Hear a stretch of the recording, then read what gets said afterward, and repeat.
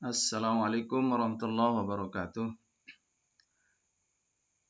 Bapak Doktor yang saya hormati dan teman-teman sekalian yang saya hormati pula.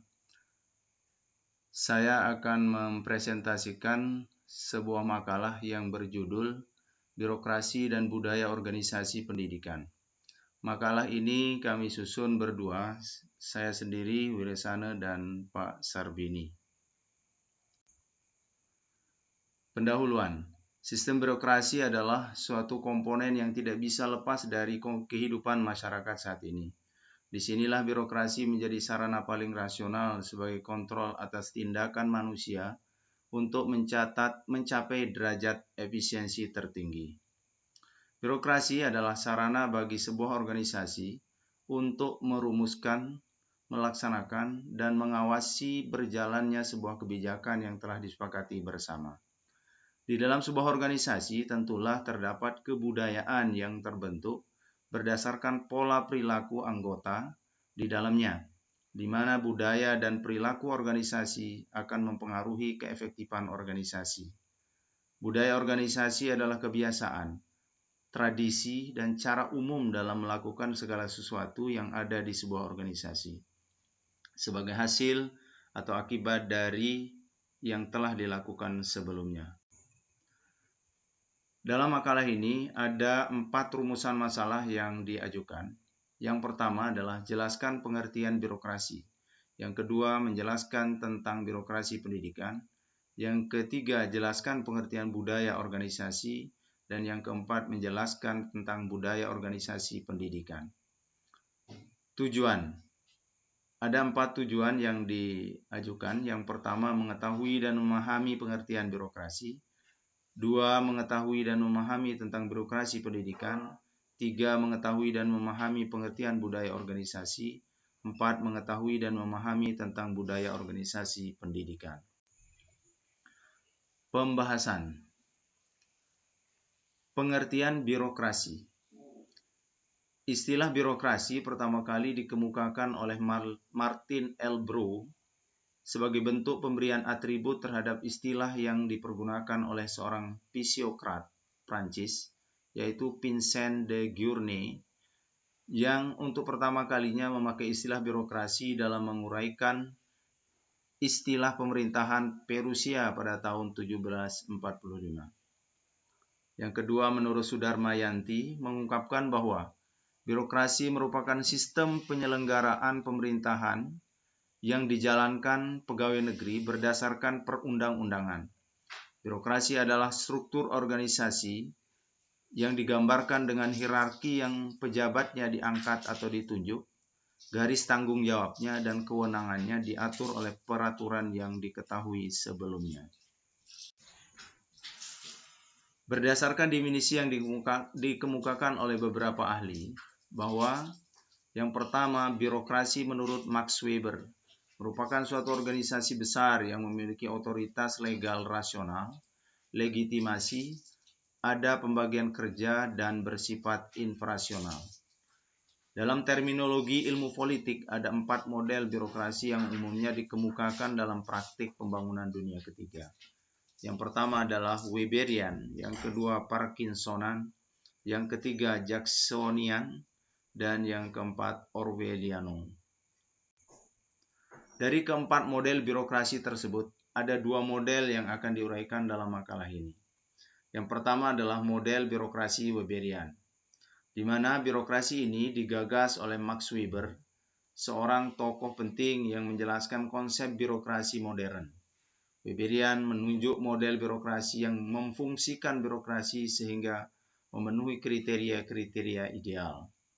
Ada 7 kriteria ideal birokrasi menurut Max Weber. Yang pertama, adanya pembagian kerja yang jelas. Yang kedua, hierarki kewenangan yang jelas. Yang ketiga, formalisasi yang tinggi. 4. Bersifat tidak pribadi. 5. Mengambil keputusan mengenai penempatan pegawai yang didasarkan atas kemampuan. 6. Jejak karir bagi para pegawai. Dan yang ketujuh, kehidupan organisasi yang dipisahkan dengan jelas dari kehidupan pribadi. Yang kedua, menurut Martin L. Bro, menawarkan 7 konsep birokrasi yang meliputi: 1. Birokrasi sebagai organisasi sosial. Yang kedua, birokrasi sebagai inefisiensi organisasi. 3. Birokrasi sebagai kekuasaan yang dijalankan oleh pejabat. 4. Birokrasi sebagai administrasi negara. 5. Birokrasi sebagai administrasi yang dijalankan oleh pejabat. 6. Birokrasi sebagai sebuah organisasi. Dan yang ketujuh, birokrasi sebagai masyarakat modern. Birokrasi pendidikan. Wilayah pendidikan secara administratif dan secara keilmuan harus sesuai dengan bidang pendidikan yang ditekuni. Menurut Linus, memandang bahwa birokrasi tidak berjalan sendiri secara rasional, karena banyak dipengaruhi oleh kepentingan politik, kelompok, maupun individu. Sebab birokrasi itu sendiri sebenarnya merupakan produk dari proses politik. Tujuan birokrasi dalam lembaga pendidikan Islam adalah: 1. Penyusunan struktur pelaksana dan pembagian tugas kerja. 2. Merumuskan dan menetapkan agenda lembaga yang akan dijalankan. 3. Pelaksanaan agenda kerja yang mengarah pada program yang telah direncanakan. 4. Pengembangan program kerja dan program lembaga lainnya. 5. Pendampingan pelaksana program kerja oleh kepala sekolah atau pemegang wewenang. Dan yang keenam, evaluasi sebagai bentuk kontrol dan tindak lanjut dari program kerja yang sudah dilaksanakan. Budaya organisasi. Model budaya organisasi menurut von Strovenaars dikenal sebagai model bawang bombay, yang terdiri atas 3 lapisan sebagai berikut. Yang pertama, lapisan paling luar, yang merupakan realitas yang dapat diobservasi, terdiri atas artefak dan produk-produk. Isi dari lapisan budaya organisasi mencakup bahasa, bangunan, baik itu berupa bangunan sekolah, tempat ibadah, dan sebagainya, serta pakaian dan kesenian. 2. Lapisan tengah merupakan norma dan nilai-nilai. Misalnya, budaya yang diyakini lembaga tersebut menanamkan rasa toleransi, sehingga jika ada suatu yang dianggap berlainan dengan norma, maka rasa toleransi tersebut menjadi penengah dari perbedaan tersebut. 3. Lapisan inti. Pada tahap ini, anggota dalam sistem organisasi dapat mengorganisasikan dirinya dan mengembangkan cara yang paling efektif untuk menghadapi tantangan lingkungan. Pemahaman tentang budaya organisasi. Budaya organisasi adalah sistem nilai bersama yang ada dalam suatu organisasi yang menentukan tingkat bagaimana anggota melakukan aktivitas untuk mencapai tujuan organisasi. Budaya organisasi ditandai dengan adanya sharing atau berbagi nilai dan keyakinan yang sama dengan seluruh anggota organisasi. Misalnya, berbagai nilai dan keyakinan yang sama melalui pakaian seragam. Dengan demikian, nilai pakaian seragam tertanam menjadi basis budaya. Basis budaya dalam setiap organisasi berbeda-beda. Menurut Amitai Etzioni, melihat basis budaya sebagai alat kontrol atas norma dan idealisme tinggi.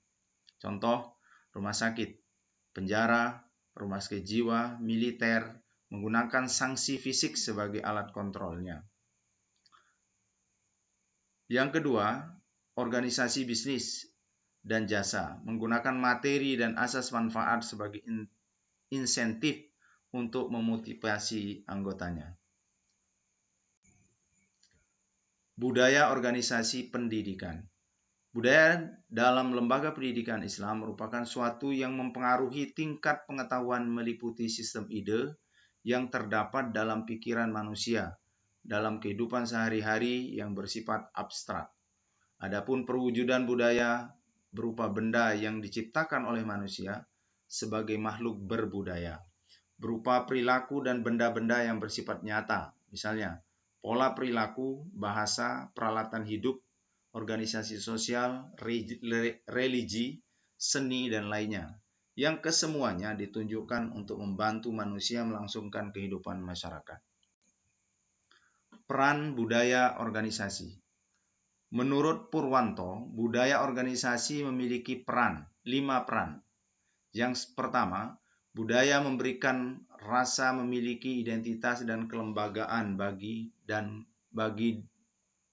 organisasi dan kebanggaan bagi karyawannya. Yang kedua, budaya mempermudah terbentuknya komitmen dan pemikiran yang lebih luas. Yang ketiga, memperkuat standar perilaku organisasi dalam membangun pelayanan pada pelanggan. Yang keempat, budaya menciptakan pola adaptasi. Yang kelima, membangun sistem kontrol organisasi secara menyeluruh. Hakikat budaya sebuah organisasi. Menurut Robbins, menjelaskan 7 dimensi hakikat budaya organisasi. Yang pertama, inovasi dan mengambil resiko. Tingkat di mana rasa karyawan didorong untuk bersikap inovatif dan mengambil resiko. Perhatian kepada detail, di mana karyawan diharapkan untuk menampilkan ketepatan analisis dan perhatian terhadap detail. Yang ketiga, orientasi pada hasil. Yang keempat, orientasi pada manusia. Yang kelima, orientasi pada tim. Yang keenam, agresivitas, di mana orang bersifat agresif dan bersaing, bukan ramah dan bekerja sama. Yang terakhir adalah stabilitas. Dari uraian di atas, maka dapat disimpulkan bahwa 1. Birokrasi adalah struktur organisasi digambarkan dengan hierarki yang pejabatnya diangkat atau ditunjuk, garis tanggung jawabnya dan kewenangannya diatur oleh peraturan yang diketahui sebelumnya. 2. Budaya organisasi adalah kebiasaan atau tradisi dan cara umum dalam melakukan segala sesuatu yang ada di sebuah organisasi, sebagai hasil atau akibat dari yang telah dilakukan sebelumnya. Yang ketiga, lembaga pendidikan membutuhkan lantai birokrasi dalam pengembangan kelembagaan sebagai sarana untuk pembagian kerja, struktur peraturan kebijakan, dan kebutuhan lainnya, di mana budaya organisasi pendidikan adalah kepribadian organisasi yang mempengaruhi cara bertindak individu dalam organisasi, kemudian membentuk nilai, norma-norma, perilaku, ideologi, sikap, kebiasaan, dan harapan yang dimiliki oleh organisasi. Demikian, sekian dan terima kasih. Wassalamualaikum warahmatullahi wabarakatuh.